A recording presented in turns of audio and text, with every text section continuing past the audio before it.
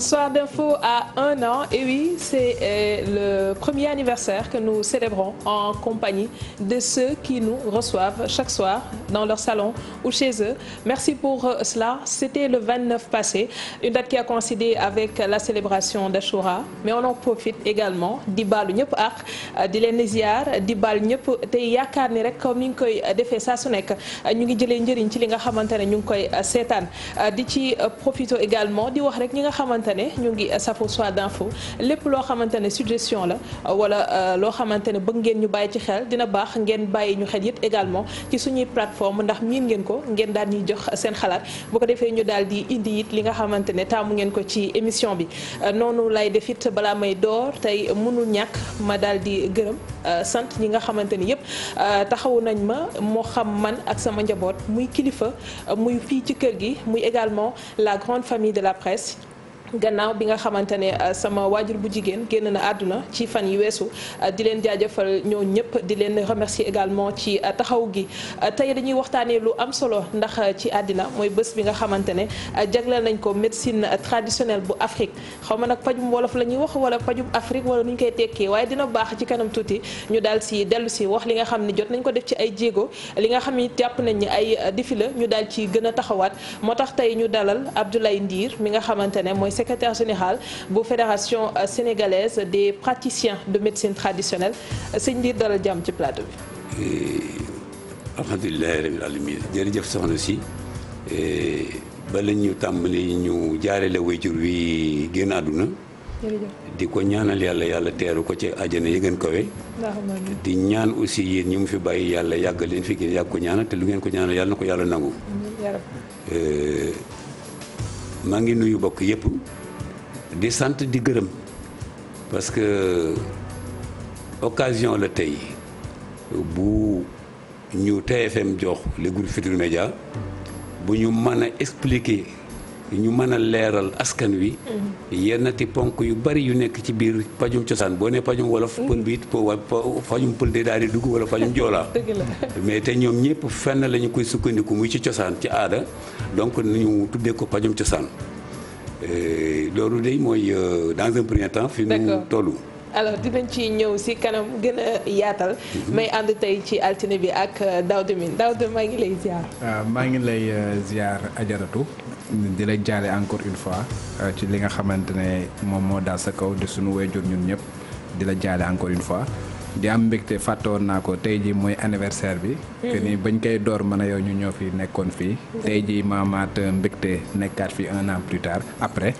di ñaan yàlla ñu fekk ko ay ati te tal ko te yàlla gën a yokk. amiin yaa rabbi alors ñu ñëw sëñ bi ci li nga xamante ne maa ngi ko doon wax sànq journée bu ñu jagleel médecine traditionnelle ci Afrique tey su ma liiree li nga xamante ne OMS fësal na ko maanaam def nañu 20 ans yoo xamante ni ñu ngi jéem a intégré médecine traditionnelle ci li nga xamante ne mooy suñu système de santé yi ñu am suñu réew yi mais bëgg naa xam ci Sénégal ñun fan lañ ci toll ci wàllu pajum cosaan. fi ñu ci toll par rapport ak sunu nattangooy pays africains yi. nous sommes très avancés mais benn jéego rek moo des ñu nekkoon ci loin devant mooy le cadre juridique. Sinon ci wàllu dox yi ñu dox. De 2001 à 2010 muy 10 ans de 2011 à 2020 chaque décennie ci biir temps boobu at mu nekk am na ay jéego ay jalons yoo xam ne posé nañ ko yoo xam ne dafay marqué dundu pajum cosaan fan la pajum cosaan départ ci Sénégal ca ñoom maam ba léegi mais bu ma déggee sa laaj bu baax li la intéressé yow moo di lan lañu ci def ak fan lañu ci toll. oui bi nga xamante ni OMS mu ngi recommandé di digal état membre yi gouvernement yi ñu dugal pajum cosaan ci système de santé bi dafa seetlu ni 80 à 85% maanaam juróom-ñett fukk mbaa juróom-ñett fukk ak juróom ci téeméer bu nekk ci woy tawat yi dañu dem seeti fajkatu cosaan bi ci njëlbéen. wala dañuy dellu si ci moom bu ñu jógee ci dispensaire ci docteur bi mu xool ni kon ñoom ñi kat dañu nekk ay nit ñoo xam te ni kenn mënu leen a jéggi mu ne kon nañ leen dugal ci système de santé bi. ci dëkkukaay yi wala ci réewu taax. ci réew yëpp ci dëkkukaay yëpp dëkkukaay yëpp parce que ni fajkatu cosaan bi nekkee ci Ndakaaru foofu danaa fi dellu si waat en parenthèse na la nekkee ci dëkk yi ñu tuddee dëkki kaw mais du dëkki kaw dañoo nekkul ci biir demukaay yu yomb yi. béréb yi yomba dem yi mais fenn nekkatul kaw. boo demee ci Fongolim wala ca feneen wala ca sama dëkk ba gën a kawe ba gën a cate la ngay añee ci Ndakaaru moom laay añee foofa ni ngay voyager laay voyager te maa la dàq voyager parce que tey laa xëyee ngaay ñëw Dakar maa njëkk foofa ñi nga xam ne Dakar dañu xëyee donc kaw amatul bi gouvernement Sénégal àndee ak i nattangoom ñi signé protocole boobu ku nekk suubu naa def ci médecine traditionnelle ay jéego dafa fekkoon fajkati cosaan yëpp nekk ay groupuscule benn fii tasaaroo comme ni ma ko doon waxe kenn fekkul ci fenn gouvernement Sénégal ak gouvernement yëpp organisation yëpp kilifa yëpp kenn mënut a wax ak ñëpp kenn lay waxal kenn kooko del wax ak ñëpp maanaam kon ab kuréel lay waxal ci la ñu xiir ñu former ay kuréel ay association locale départementale régionale ba nga xam te ne léegi réew mi yëpp les 14 régions émaillées na par des associations ñu ne léegi kon lu des lépp ci biir parcours bi nanu leen dajale pour état am un interlocuteur ci la ñu créé la fédération sénégalaise des praticiens de médecine traditionnelle maanaam kuréelu fajkatu cosaan yi mu ngi juddu le 22 août 2015. waaw mais da nga wax sànq. absence de cadre juridique parce que dafa am benn loi. dana ñëw foofu waaw non da nga bàyyi ma poser la question nga répondre. dafa am benn loi bu nga xamante ne moo fi nekk depuis 1966. waaw te loi boobu moom mooy réglementé li nga xamante ne moom mooy médecine. te ñi ñu considéré comme ay médecins. yi nga xamante ne ñoom ñoo am ñoom ñoo habilité pour faj. yéen boole wuñu leen ci. il faut que nga am diplôme. de médecine. wala boo xam ne am ngeen ko Sénégal wala nga am ko bitim réew mu nekk équivalent suñu diplôme fii. yéen te ñu am tey benn loi bu nga xamante ne dafay sax condamné exercice illégal de la médecine. donc yéen nan ngeen di mouvoir ci loi boobu nga xamante moom moo fi am. mouvoir du mooy yëngatu n'est-ce pas. waaw nan ngeen di yëngatu nan na ko ci yëngatu. très bien. da nga mal formulé. question bi au départ. amul loi bu bu lan. nga dafa am benn loi. oui ba nga xamante 1966. oui loi boobu mi ngi am Sénégal. waaw. c'est une loi qui date de 1966. bu wax ñan ñoo am. possibilité ñan ñoo amul droit. exercer médecine au Sénégal. très bien foofu man maa doxe woon la date ce matin de 1966. dama fàtte le numéro. parce que on peut pas tout avoir en tête. Mais c'est le président Senghor qui avait promulgué la loi interdisant. Interdisant, pas autorisant ou bien autorisant de manière sélective ou autre, mais interdisant la pratique de la médecine traditionnelle au Sénégal. Donc, amul loi bu ko autorisé woon amul loi bu kii naam il avait une loi qui interdisait la pratique de la médecine traditionnelle. En 1966. ñuy dem ba jëmee jamono yàgg nañu di xalaat ñu rétablir dëgg gi. ou bien àq ji. delloo àq ji borom. boo gisee ñu wax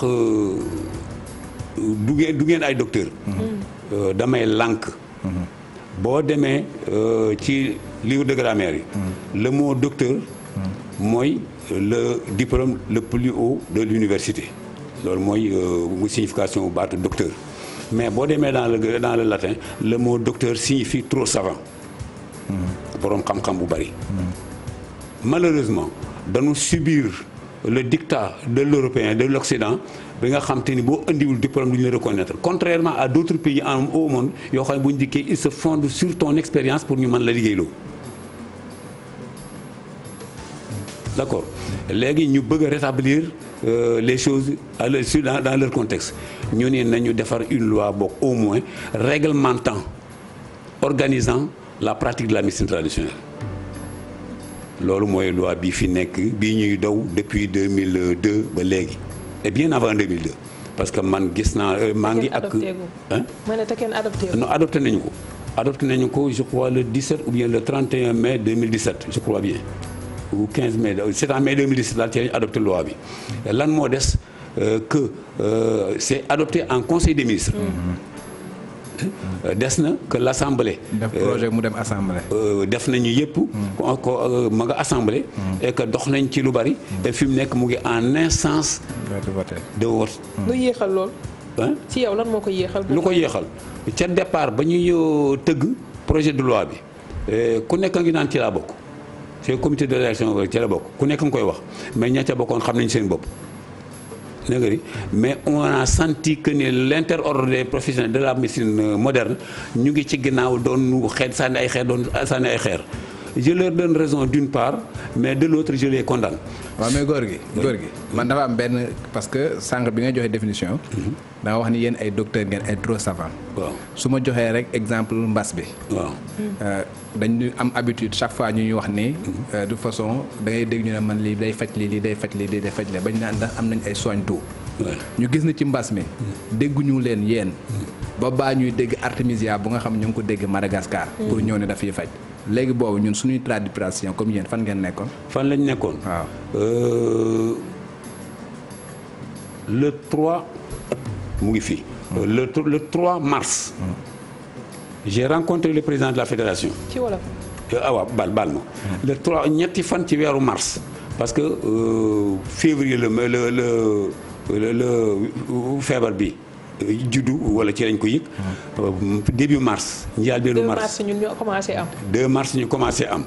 ba ñu amee le 3 mars gisee naa ak président fédération bi Gawsu Sambu ñu toog waxtaan ci ñu ni il faut que nu yëngatu. le 11 mars ma defar naa déjà un projet de lettre à l'endroit de la directrice de la santé le projet est avec moi ñu dem. le 11 mars docteur Xemes Ngom Ndiaye wooñu moo Xemes Ndiaye Ngom xam nga waaye mu wooñu woo le bureau de la fédération ñu tojatal nu lan mooy jàngoro bi nan la bindoo nan la di génn fii ne nag ñoo ngi leen di xaar le 18 mars j'ai déposé un plan d'action déposé naa benn plan d'action au niveau de la direction de la santé dépôt bi jëkkuma rek jox ko déedéet waaye cahier de transmission ñu enregistré arrivé bu plan d'action boobu ba sànq suba kon bul ni da ngeen a toog doon xaar dañ leen deful signe da ngeen déposé mais defaatuñu leen ñoom signe. ñoo defaatuñu signe. lu ngeen proposé woon. qu'est-ce que j'ai proposé. la ma proposé woon def nañu ko. mais mais keneen ma ko def. lan ngeen proposé woon. lan laa proposé woon. ñu dégager un montant qui faisait 2,5 millions et quelques. mu ngi ak man. 2,5 millions et quelques. une équipe de la direction bu équipe bu njiiti fédération bi dem dans les régions. région bu nekk am nañ fa un coordonnateur boo xam ne moo fa représenté moo fa nekk interface su tradipraticiens yi ca région ba ak fédération. ñoom ñoo ko élire démocratiquement sous la supervision des secrétaires généraux que nous étions à l'époque. def naa sur les 14 régions def naa les 9 les 5 kenn sama morom moo ko def ñu dem bu ñu demee rencontrer les coordonnateurs ak les présidents d'association ya fa nekk ñu wax leen en retour ñoom ñu dem waxi ak la base loolu la proposé woon. waaw loolu dañuy nekk instant bi man si li ma dégg. dañu nekk ci engagement communautaire bi nga xamante ne tey moom la ñuy prôné. pour que ci à la base nit yi jàpp ci xeex bi. mais man question daaw de lan laa si dégg. fu ñu waxee Covid organics. fii nii ndax lan mu ñoo teree ñu ne reen bii kat ñun jot nañ ci xalaat ne ci Covid bi buñ ko ci defee dina wàññi lii wala dina wàññi. boo bàyyee ma fayulee sax xanaa ngeen wàññi boo bàyyee ma ñëw moo ma andil ci moo ma dugal ci explication bu gudd boobu yëpp. parce que dama bëgg mu leer que ni benn kilifa gu ñàkk solo la. mais nag ku bëgg sama baat la. dégg nga ku bëgg ku respecté sama bopp la. du ma la wax lu ma xamul du ma la wax lu ma mënut a teg baaraam. dëgg la. kon noonu ma la wax noonu la demee. bi ñu génnee artémisia bu. Madagascar bi. président bu Madagascar génnewu ko. c'est un tradipraticien congolais moom moo génne recette bi ñee dugal ko dans leur système pharmaceutique ak scientifique moom ñu parrainé ko ñu bàyyoo ko mais moom génnewu ko ma di ko nuyuwaale comme ni ñu koy wax en français ma di saluer son courage. bi mu taxawee moom imposé wu. ne man dama koy jël ñu bari gis nañu vidéo boobu mu ubbi butéel bi di ko naan joxe ndigal ci réew mi ñu di ko naan. est-ce que fii nii suñu pouvoir public yi jox nañ leen gëdd yéen tradipraticiens yi. ah yaa nga may booleeg àddina de. damay laaj rek. bon da nga laaj naa la tontu dégg nga bi ñu ci biir réaction yi en interne waxante nañu ni na artémisia nekkee fële. ñu di ko faje foofu am na fii pas plus tard que ce matin maa ngi koy wax que ni am na ay garab yoo xam te ni bokkuñu tur certes waaye ñoo bokk propriété ñoo bokk vertu ñoo bokk vertu par rapport ak maladie bii yoo xam te ni moo gën a yomba jot moo gën a bari ba ma di leen cité boo jóge woon fii jëm ngaay gëm a dëkk wala nga jóge fii jëm Kaolack wala nga jóge fii jëm Ziguinchor li nga soxla ci ay garab yépp yoo xam ne day dem ci jàngoro ak yeneen di nga ko dajal te doo sonn booba coono doo ci demate ba gi mais nag buñ la ne toogal mbaa waxuñu la dara loo bëgg a bokk li nga ji donc am na ñoo xam ñu ngi reproché sunu ci yàlla yi et am na ci benn groupe ci biir fédération bi ma nuyuwaale leen au passage dem nañu sax ba ministère ba jébbale am participation symbolique ci bu ASCOM. waaw man li may wax waxuma organisation bi nga xamante ñu jox leen 2,5 millions ngeen di dem ci région yi rencontrer seen kii loolu peut-être ci bokk ci xeex bi la. waaw mais comme yéen mais foofu non comme da ngeen di faj. waaw comme da ngeen di faj. nañ la faj loo. non bàyyi ma expliquer. comme da ngeen di faj. est-ce que yéen comme ñu leen nu ñu trouvé artémisia. ñëw ne lii dafay faj. ba ñun sax ñu jënd ko. nekk fii di def ay essais. est-ce que yéen am ngeen ay garab yu nga xamante ne yéen saytu ngeen ko ba xam ne lii dafa nekk lu nga xamante ne luy mën participer ci xeexu mbas bi la ngeen dem proposer ko au niveau du ministère est-ce que def ngeen loolu. mënuñu koo def. pourquoi mais ñoo ngi ñu koy defloo. pourquoi mënuñu koo def. parce que kenn defloo wuñu ko woon. am ngeen ko. am na fi ay garab du ma leen garab boo ko joxee mu wér. parce que amuma nattukaay clinique boo xam te ni man na maa certifié ne kii bi wér na mais ni nu daan faje sibiru di la jox garab yi nga di ko naan sa yaram yi féex ñu gis ni yow mi ko dellu nga sa sago wér nga wula wéruloo kooku scientifique moo ko ni loolee garab yooyee am na fii quant à dire dina wér ugoon kooku seul le scientifique moo mën a kii wax ni wér na wala wérul. waaw dellusiwaat naa ci sama question pouvoir public yi jox nañ leen gëdd wala déet yéen tradipraticiens. ñu ngi ci tànk jox nu gëdd. lu ko manqué. pour mu mat. lu ko manqué. waaw bala ngaa mën a wax leen ne mënoo ni dañu laa tere nga yëngu dañu laa tere nga yëngu depuis 1966 nga dem ba 2000 nga ne damaa bëgg a yëngu ñu ànd ak yow ci damaa bëgg a yëngu yi te dëggaluñu la ak sa sañ a yëngu ma leeral la en wolof. dañu interdire la pratique de la médecine traditionnelle. nous voulons dañu tere fajum cosaan ñu dox ko fi ñuy yëngu pour bëgg ñu dëggalal ñu may nu mën a def fajum cosaan ni ñu ko defee comme ni ko ñeneen defee diggante bi ak foofa mën noo yëngu parce que mayaguñ ñu ko ñoom it amuñu fu ñu jóge ba di ñu ko may waaye nag comme addina bépp laaj na nee nañu comme les garabu cosaan la ca même réew lu tey ñu dugal ci suñu fajkat cosaan yi ci la ñu duggee ba du 23 juin ba 23 juillet un mois franc ci la agence de recherche scientifique bu professeur Cheikh Mbacké Lo ak ENDA santé ak ministère ci la ñuy lëkkaloo ànd ak ñun def la même chose que j'avais proposé ci plan d'action boobu ak yoon je l'appelais plan d'action dem nañ ci région yi regroupé leen en différents axes waxtaan ak tradipraticiens bàyyi leen ñu dem ci loolu. alors dafa am lenn loo xamante ne monsieur Ndir wax nga ko sànq te dafa ma interpellé Daouda day wax mu souligné ko borom xam-xam suñu waxee ci docteurs yi bokk science bi ñu xam ñun. bi ñuy nattee wala bi nga xamante ne moom la ñuy nangul ci réew mi garabam dosage bi da nga koy xam. njëkk li da nga koy xam. naka nga koy jëfandikoo it dañ la koy wax ci ndaw meeg ci mag bi yéen. dina am garab yoo xamante ne dañ koy joxe mais ci mbuus lañ koy takk ma sañ ko wax ci pot lañ koy def wala feneen ak feneen foofu dosage bi naka ngeen di veiller à ce que ki nga xamante ne prescrire ngeen ko mu koy respecté ndax kooku mën na commencer mu xaw a sentir tan mu ne naa yokkaat tuuti du ma wàññi dara te loolu lii ko tubaab bi di ko fësalee bay wax ni bu ëppee loraange lii la lay jora yéen seen garab yi du am loolu. waaw loolu est-ce que nekkul tamit garab ya nga dajeel. non man jëfandikoo garab yi nga dajeel non mooy yi nga gis waxuma yi nga jëfandikoo ya nga dajeel laa wax. amuñu ko man garab bu ma produire def naa ci benn fiche technique mais fiche technique ba du ma indi le nom scientifique lànk na. les composantes du ma ko indi. tout à boo ma ko defee groupe pharmaceutique dugg ci ma yàqu. lan dugg ci. groupe pharmaceutique yi. ma yàqu. est-ce que amul cadre bu ñu teg pour ñu mën a protéger xam-xam boobu nga xam ne danaa la présenter un produit fini. bind ca. turu feebar bi. turu garab bi. mode d'emploi bi. ca suuf tout à fait en bas am na sama moro bi ma koy tere mais lànk naa du ma ko bàyyi. ceci est un médicament lii de garab la waaye posen la itam. maanaam boo ci ëppalee rek. boo ci ëppalee mu ne mu lor la daal di nekk posen ci yow. boo yemee ci fi ñu la ko digale mu nekk garab ci yow.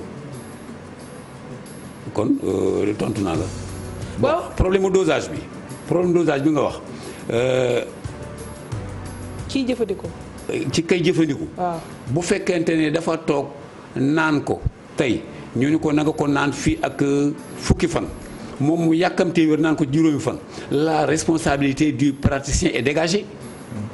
mais comme Arame nu mu la ko waxee. xam nga yow da nga wax sa cas. waaw mais da ngeen di agir ci fédération. waaw bu nga xamante dafa regroupé ñu ñëpp. est-ce que yéen codifié ngeen ko ci biir fédération ba nga xamante ne yow ni ngay doxale ñëpp ñi nga xam ñu ngi ci biir fédération bi noonu la ñuy doxale sa doom yi ci kër ga. damay laajte. non waaw da ngay laajte dama lay tontu sa doom yi ci kër ga. mënoon ni ñëpp ci nii la ñuy jaar noonu ngay bëgg nag. mais am na ñoo xam ne day jaar ni nga bëgg am ñoo xam ne duñ la jaar. dama ne codifié est-ce que bind ngeen par exemple ñi nga xam ñoo nekk ci fédération bi. nga ne leen ñun suñuy médicament nii lañ ko war a defee nii lañ ko war a doxee mu nekk lu nga xamante ne xam nañ ko ñoom ñëpp ñu ngi adhéré seulement da nga jaawale fajkatu cosaan bi ak jibar bi. jaawalewuma kenn de. non non ñi nekk fédération bi laa wax sa laaj foofu la jëm. non ñi nekk fédération bi laa wax ma ne dafa am ñoo xam te ni nangu nañu tënku ci sart yi. sarti fédération bi sarti état yi tëral am na ñoo xam ne nangu luñu ci tënku te ñu ngi ci tënku. am na ci ñoo xam ne dañoo nekk fële ca mbedd ma topp rajo yi télé yi di wax li ñuy tuddee les soigne-tout te ce qui n'est pas évident. baat ma suturaale baat ba noonu. wérul que ni nit ki damay faj lépp. da ngay mën a faj lii te sax da ngay fajoo da ngay joxe garab. joxe garab nga man yàlla mooy wéral. je le dis tout le temps dañuy joxe garab yàlla mooy wéral bu doon lool bu fekkoon docteur bi day wéral kon docteur du dee. dañuy joxe garab comme ni docteur bi joxe garab dañoo jàng garab ba tubaab joxe leen ci lijaasa. muy diplôme docteur bi nun dañoo jàng garab ci sunuy bàyyi sunuy maam ba ñoom ñu gëmm ñu doy loonu bàyyi nu ak xam-xam boobee nu di ko jëfandikoo. yéen naka ngeen di reconnaître ki nga xamante ne dafa bëgg ñëw ci fédération ngir reconnaître ko xam-xamam yéen naka. ci nan ngeen naka la ñu koy nangulee xam-xamam. nun duñ lànkal kenn xam-xamam. parce que xamuñu fan la toll du xam-xam du ab jal bu ñuy kii boo xam ne da nga koy natt wante ña nga dëkkal ñoom ñooy wax ni waaw moo góor gi ndiir mii moom dëgg la nangam wala ñu ne laa ma ñu réy doo nga la yor de xamul dara. enquête de moralité boobu ci quartier bi. de procédure ndax yow bëgg nga ñu voté loi bi ci assemblée nationale. lii dina bëgg naa ñu voté ko lool. pourquoi ci koñ bi rek. ma ne bu ñu ko voté ko ñii sama classe gi nga xam ne tekkiwuñu ñaari 15 ci pañ mi di tey wëy di lor askan rek ñooñu di ñu faagal leen. léegi yéen naka ngeen def pour ñooñu ngeen tàggat leen ñi nga xamante ne ñu ngi lor askan bi. te yéen xam ngeen ñi ñii li ñuy doxalee du yoon. waaye peut-être askan bi tàmm nañ di dem foofu wala leeru leen ndax kii wér na wala wérul ci tàggat gi. formation est-ce que yooyu da ngeen koy def yéen ci fédération bi jëmee ci ñooñu. bu ma la woo ñëwuloo lu ma la mënal. woo naa la ñëwuloo mënul ma la dara. yow dafa mel ni xam-xam bi bëggoo leen ko séddoo ak gars yi. séddoo dong la ñu bëgg. séddoo dong la ñu bëgg am nañu ñaari sous-groupe yoo xam te bu ci nekk dañ fay daje une fois le mois ñuy weccooy xam-xam. boo ma joxee lu ma xamoon mais sëñ bi ni ngay waxee nii. je pense que bu fekkee ne noonu ngeen di waxee pour que ñu voter loi bi dafay difficile. parce que loi bi pour que ñu voter ko bu boobaa dinañ mën a teg ay fondamentaux yu nga xamante dañ naan ku respecter lii di nga mën a dugg ci biir. mais su fekkee ne yow da nga toog nga ne yow mënuma natt sa xam-xam mënuma la évaluer mënuma xam ndax sa xam-xam fii la toll ay conseils il faut que mu am ay éléments yu nga xamante ne. am na ay sart yu ay garde-fou xaw ma garde-fou ngeen ko tuddee xaw ma ay paramètres yoo xam ne dañu koo teg. il faut que mu am ay charte nga xam boo respecté charte yooyu benn bi sa waa koñ yow man sama waa koñ xam nañu lan laa représenté ci médecine traditionnelle dëgg la wala du dëgg xam nañu ko ñooñee dañuy dem ci ñoom laaj leen ko kooku mooy le fondamental bi nga xam te ni ci la ñuy sukkandiku. benn bi ci des il faut que tu sois sénégalais pour ñu mën laa dugal suñu groupe bi. La fédération n'est pas ouverte à n'importe qui. du ku jóg rek dafa nekk membre de il faut que tu sois sénégalais d'abord il faut que tu appartiennes à une association. boo président association boobu wala membre association yooyu ñoom ñoo nuy wax yow est-ce que li nga wax dëgg la du dëgg bu keroogee c'est responsabilité président ba pour présenter son dossier ba ñu accepté ko kooku mooy engagé mais pas nous. bu ñu demee ba ca jeexit ba fédération lépp lay doon parce que c'est un membre de la fédération mais dañuy topp ba yëf yi am fu mu cëppeelu muy praticien bi nga xam ne li wax dara du ci dëgg. boo déggee may la amuñu ko natte amuñu benn cadre juridique. boo xam te ni ca la lu mën a sukkandiku taxaw ca. pour évaluer leew. bu ma dikkee naan dama lay évaluer nga ma ci lan. lu ma la wax ngay ma jàllal war ma la ko amu fenn fu ñu ko bind. kon mënalu ma la dara nga jàdd nekk ci mbedd ma xam yow mii da ngay naxaate leen dong laa la mënal comme nii may def ci rajo bi taxaw nii di moytu leen ma. ñi ci mbedd mi du ma tudd kenn parce que ku ma attaque nga foog nga contre-attaqué par la justice. Oui. Mais dinaa ni moytu leen waxkat yi ci rajo yi télé yi te fekk la ñuy wax daal du ci dëgg mais bis bu cadre juridique bi taxawee réglementant et organisant la pratique de l'administration bu keroogee secteur bi ne wér tant que aguñu foofu secteur bi du wér pour que ñi nga xam ne ñoo koy wote man koo wote nga wax bu ñu deful duñ ko gaa woote ñooñu il faut qu'ils fassent confiance à ceux qui leur ont fait confiance il faut ñu wóolu ñi leen wóolu ba di yónni leen nañu doyloo ñi leen wóolu ba yónni leen. jërëjëf dinañ ñëwaat ci moom si kanam Abdoulaye Ndir nekk secrétaire général bu fédération sénégalaise des praticiens de médecine traditionnelle ñu jàll si publicité bu ko defee buñ ci jógee jàll ci xibaar yi.